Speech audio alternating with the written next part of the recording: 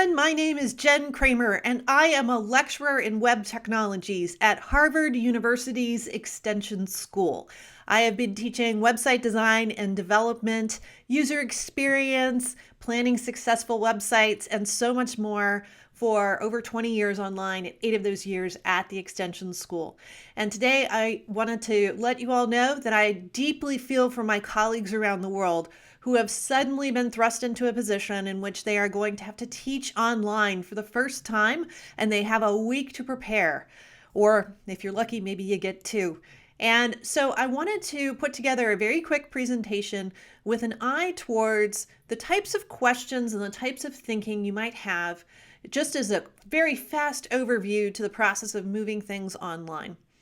And so while this is not going to focus on specific technologies, I hope to ask you lots of questions to generate and stimulate your thinking, to start asking the right questions about what is truly important about your course and how you might start to think about structuring that to move online. So as Charles Kettering said, people are very open-minded about new things as long as they're exactly like old ones.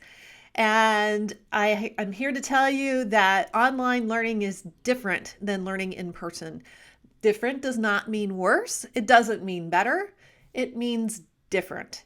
And you will find that there are things you can do online that you could never do in person. And there are probably a few things you could do in person that are extremely difficult to impossible to do online. So I just accept this reality as you start to make this move into the online world, and keep an open mind, because there's a lot of really fun and interesting new ways that you can connect with your students using online technologies. While I was looking around the internet to find resources to talk with you about today, I found this perfect overview for what I wanted to talk about. It turns out it's already been written in a book. The book is called Teach, Reflect, and Learn: Building Your Capacity for Success in the Classroom by Pete Hall and Alyssa Simmerl. They are here in this video, and it's very short. I just wanted to let them tell you about their book in their own words.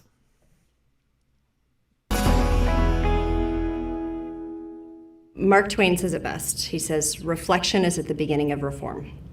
So what we did is we created a book that was for teachers. So it puts their professional development in their hands and walks them through step by step the thinking process that takes place. And really what we're talking about is the reflective cycle, which is being aware of the reality of your classroom, then being intentional in your actions, assessing whether or not you got the desired effect of those actions, and then adjusting and adapting as necessary. So pretty perfect. Pete Hall just outlined the entire topics for discussion here today. And so to repeat those again in written format, it is like this: be aware of the reality of your classroom. Be intentional in your actions. Assess whether you got the desired effect of those actions, and adjust and adapt. And I'm going to talk you through every single one of these particular points. So let's go ahead and start with being aware of the reality of your classroom. You now have an online classroom. It's radically different than whatever room you've been visiting for the last several weeks. It's a mid-semester shift. It is jarring to everybody involved. Your students have potentially had to move out of their dorms, as they did here at Harvard. They have had to go somewhere maybe where they have internet access, maybe they don't. You are new to this process. You have never taught online before. Your students have never learned online before, potentially speaking. And so we have to figure out really quickly what is going to work and what is not going to work in a very short frame of time. So rather than thinking of yourself as the yogi on top of the mountain, dispensing wisdom down to the masses, a one-way conversation, I want you to start thinking about this as more of a partnership with your students, where you are taking the position more of a leader than as that sort of one-way education. They are going to help you by assessing your teaching online. They're going to give you some really valuable feedback. And in the process, they're going to learn how to give really valuable feedback. In addition to, of course, the normal feedback, which you are giving them on the work that they are doing in your course. So do try to frame it in that way, that you are trying to learn from them every bit as much as they are trying to learn from you. And I assure you, this first time teaching online, you are going to learn so much. It's going to be great. So I would encourage you to start with doing a tech check for your students. You want to ask them whether they have internet access of some kind. Not all of them do. Some of them may be very difficult for them to get internet access. When I was teaching in Vermont, it was very difficult to get internet access in the mountains. So be sure that they have internet access of some kind. What kinds of devices are they using to access your course? Hopefully they're using laptops. Some of them may be using tablets like iPads. Maybe they don't have a keyboard. Maybe they're trying to do it all by phone. You need to find out if they have adequate bandwidth to be doing some kind of video, whether that's watching video or if you're going to try doing something in terms of a web conference. Are they able to participate in that format? And what other demands do they have on their time right now? Sometimes they've gone home to their families. You may think of them as just laying around the house all day watching videos. But in some cases, maybe they went back to the farm, they're going back to work, or maybe they have to work. Maybe they're trying to find some kind of job that they can hold while they're trying to do their coursework in the evenings and on the weekends. So be sensitive to that, and you may just want to check in with your students as they depart your in-person classroom and find out what their lives are going to be like when they get home. You'll also want to do a tech check with your school. So first of all, you want to find out what learning management system you're using. It's called an LMS. If you hear that acronym tossed around, LMS, Learning Management System. And typical examples are Canvas, Blackboard, Moodle, Sakai. There are many others. If I didn't say the one that your school is using, it's probably an LMS. If it's a place where you are the teacher and they are students, it's probably an LMS. If it's going to be relevant to the work that you're doing, you will want to find out about what's available for your video conferencing software, whether that's Zoom, which is one of the most popular options, but there's many others that could be used if you don't have access to Zoom. And then finally, you're going to need to think about other technologies you might be missing. For example, in my field, if you were teaching a graphic design course, Adobe Photoshop might be really important. And it could be that your students have been using that in the computer lab at school. And now somehow they need to get access to Adobe Photoshop at home, hopefully on a computer that can handle it. So you will need to do a gap analysis, figure out what kind of software they need to have on their computers at home that they might not have, and try to find substitutes for it if it is expensive software. So there's lots of Photoshop substitutes out there. If they can get their work done using an alternative to Photoshop, then that might be worth exploring. And by technology, we also mean simple things too. For example, you may not have access to a whiteboard in your home. So what might you do instead? One of the more brilliant solutions I've heard is taking your phone, using it as a camera, and placing it above a piece of paper on your desk. Maybe you can just draw on that while your camera is filming you drawing on a piece of paper. So these types of technologies, you're going to want to think about what you have and can use, what you are missing, and how you are going to address the difference in those technologies. Once you have the technology pieces figured out, I want you to test your tech, okay? And testing is really, really critical in the software development process. You're all going to get a taste of it now. So first of all, I want you to gather up any teaching assistants that you have, your graduate students, or just your family, your friends, or your colleagues. You just need some warm bodies who would be kind enough to log on and help you out, give you a little bit of feedback on what's going on, being understanding when you are talking away and your microphone is muted, for example, so that you can make all of those mistakes in front of your friends and your family. If you do it with your colleagues, you can give it a try, then you can switch and they can give it a try. So just going ahead and just run some tests and make sure that you're clear about what you're doing so you can help your students. If you're going to use this tool like Zoom, I recommend practicing a Zoom session. So the best way to do this is as follows. First of all, there's a chat feature inside of Zoom where people are typing potentially while you're talking away. It's a great way for students to ask questions as you are talking, and those questions can be there inside of the chat. The problem is if you have a really, really big class, those questions can get buried very quickly. So you need somebody to just sort of monitor that chat for you and let the conversation go on over there in the corner while you are giving your lecture, and have somebody just pulling out the questions for you. And it could even be your 10, 11, 12-year-old who helps you out with this. All they need to do is be able to read and understand what a question is in order to just pull them off and give them to you so that you can address them afterwards. Zoom also has a feature called breakout rooms. This would allow you to take your classroom and break it into some number of rooms with people in them. So if you have a class of, let's say, 50 students, you could create 10 breakout rooms, each with 5 students in each one. You could assign students to specific rooms, or you can let Zoom make that breakout for you. Send them off into those little individual discussions where they can have peer discussions, and then you can bring them back again to share whatever results that happen as a result of those discussions. But the technology behind that, you should practice. So get a bunch of people together and see if you can make that work.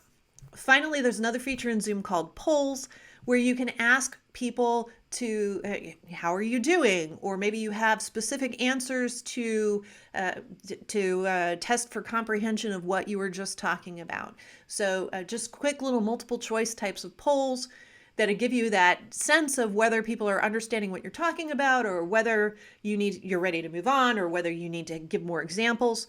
So Zoom polls are something, if you just type that into Google, you'll find all of the technology help that you need in order to set those up ahead of time and ahead of class so you can try them out. Even if you're not using Zoom, you're probably using an LMS, that learning management system, and I would strongly encourage you to test your learning management system layout with someone who is not familiar with your class. They don't need to know whatever topic it is that you teach. They just need to be able to get into your learning management system screen and figure out things like, what are all of the things I need to do this week? What exactly do I need to turn in? What exactly am I generating for my work this week? If somebody with no background in your area of expertise is able to get in to the LMS and understand exactly what they need to do, answering discussion questions, or doing some kind of writing, or reflecting on something, whatever it happens to be, then if they can't figure out your course, neither can your students.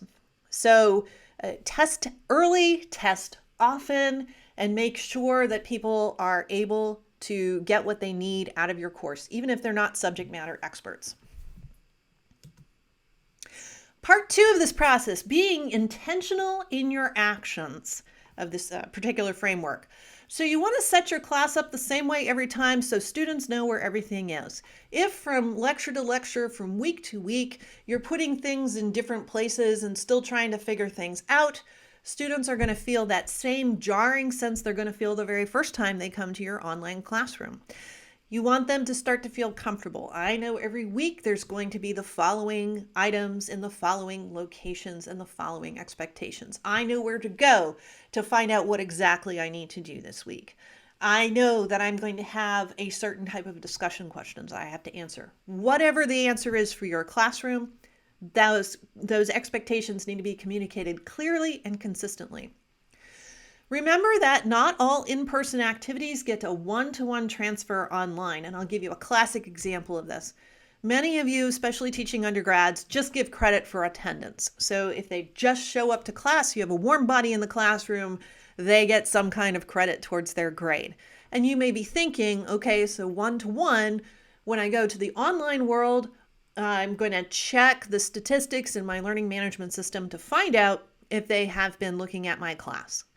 And that's certainly one way you could do it, but perhaps a better way you could do it would be to require some type of complete or incomplete task, activity, assignment It doesn't even have to do with your material. One possibility is that the students give you the feedback that you're requesting on your teaching every single week. And if they fill out that reflection, they get the credit for their attendance. And I'm going to give you exactly what that reflection might look like in a few slides from now. And trust your students' resilience. Your students are very comfortable with technology. They are, just like all of us, feeling a bit bumped around at the moment. Definitely a bit scared about what is to come, but trust that they are going to be just fine and that together everything is going to be okay. If you communicate confidence in your online teaching and the confidence that you have in your field of expertise, just bring it into online teaching. They are going to follow you and you will have a very successful class. I'd like you to revisit the goals for your course. And as you start to think about what you have left to cover in the rest of this term, whatever part of the term there is, you're already probably weeding out some of the things. Maybe you've lost a week somewhere, but you're thinking about what all you had planned for the rest of the term. What exactly is the most important stuff to take forward into the online environment? And the easy answer to this is, well, every class has learning objectives, so let's look at the learning objectives. So yes, those are important, but I would also encourage you to think about what you want them to remember in 2 to 3 years. So in my classes, technically, I want them to come away with a sense of technological confidence, that they are able to figure out technology, and that they have all the skills to go research whatever technology is thrown at them, and they're able to figure it out. Because what I teach in my world is typically pretty dated in 2 to 3 years because, the web keeps changing. So having that level of resilience is one of the important goals for all of the classes that I teach. Take a look at whatever, if your course is a prereq for something else that's coming later and they need to be prepared for whatever course is next in your series, you need to make sure that you hit whatever material it is that you need to cover in order to reach those prereqs for going forward. And then what I want you to do is to go through your plan for the rest of the semester, the one you would have been doing in person, and measure those activities, the exercises, and the assignments against that set of goals that you just synthesized. And then be really ruthless in terms of throwing everything out that doesn't further those types of goals. If it only furthers one goal, if it's a really minor kind of thing, that's probably something you want to throw out. If it's something that you do that's kind of fun, maybe you want to throw it out. Maybe you kind of want to keep it in. You're going to have to make a whole lot of decisions in terms of what exactly it is you're going to cover. But the best advice I can give you is simplify, simplify, simplify. And just keep making it simpler, more focused, and is as simple as you can get it that meets the goals that you need to meet. It's a great time to strip away anything extra. And again, this is because we're just trying to get through the rest of this term. If you were to go back in the future and teach this course online and you actually had prep time for it, you could think about expanding things a little bit more. But right now, I want you to stay focused. Keep in mind that technology will trip you up along the way. It's going to trip your students up along the way. And so we need to be sure that we're prepared for that and that we leave time in the course for people to be sick, time in the course for people to have technology issues and problems and all kinds of other things that are going to happen along the way. Then I want you to use your technology with purpose. Every piece of technology should tie back to one of your goals. So a lot of people say, I'm going to teach on Zoom because everybody wants to see each other. They need a human connection. We're feeling isolated. And I feel you. I really understand what that is. But because they want to see each other may not necessarily be enough purpose in order to keep your that Zoom as a tool in the course. It may be that asynchronous is a better way to go. So question everything. And as I say here also, does it have to be in real time or can you make it asynchronous? Are they all in the same time zone? Maybe they are, maybe they aren't. Are they all do they all actually have access to a laptop and a webcam and a microphone? And are they able to get online? Are they able to do everything? Or are they trying to fiddle with a phone or a tablet? Imagine them trying to write a paper on their phone. Wow, right? Okay, so you're going to have to think really carefully about whatever technology requirements you have, because every additional piece of technology may wind up excluding some students. And I know that you don't want to do that. In your very first week of class, I would strongly encourage you to just practice all of these online techniques. Just get the students in the classroom, give them just some basic things to do. Make sure their camera and their microphone work. That's really basic stuff, but you'd be surprised how difficult that is. Practice what it's like to be in an online learning session. When your students came to college, they'd been to school before, and college is in person is not all that different than, say, high school in person. But they have no mental model of what an online course is going to look like or how it's going to work. And so you need to model that for them so they know what to expect. Discuss manners and etiquette. How exactly are you going to run your class? How do we make sure that only one person is speaking at a time? That type of thing. So what is acceptable when posting something? Keep in mind the wonderful world of YouTube comments and Twitter, where we have all kinds of people attacking each other. You need to make sure that your students know that you need to attack ideas and not the person. And we need to talk about exactly how to do that in a respectful manner. Have them participate in an online discussion if that's going to be part of your class. They're going to have a discussion board, ask questions, answer questions, come up with an activity where that's done. And it doesn't have to be necessarily tied to your material. It could just simply be create a post about what it was like moving home. Create a post about what's going on and how you're feeling today. Something like that might be sufficient. Have them try a low stakes quiz just so they get a sense of what is a timed quiz like if they're in an online environment. How many times do they get to retake the quiz if that's an option that they're going to have? So just again, so that they have a sense of what is coming in a very low stakes sort of environment. If you're going to do online group work, it's a great time to try out an activity in that regard, have people work together to do something. And I recommend, again, for all of this, some kind of complete or incomplete grading. Just to have them walk through this will ease a lot of fears. That's the whole goal of doing this, that online is going to be okay. I know exactly what I'm doing. I know how all the tools work. I haven't screwed up my grade in this course overall just because I couldn't figure out what to click. That's completely unfair. So I've given people a way to ease them into the course and feel comfortable with what we're doing. The last part of this, or getting towards the last part of this, is going to be assessing the results. So were the students technologically able to complete the work? Okay, if they don't know your material, that's always one thing, but could they actually click on the right things and get the work done? And if not, what are you going to do to make the experience better next time? Can they complete it in a timely manner? It's very common in online courses for things to be due on X date, whatever that date is, at 11:59 p.m. That way we don't have any confusion about things being due at midnight and whether that was the day before or the day after. 11:59 p.m. on a certain day is a great time to have things due.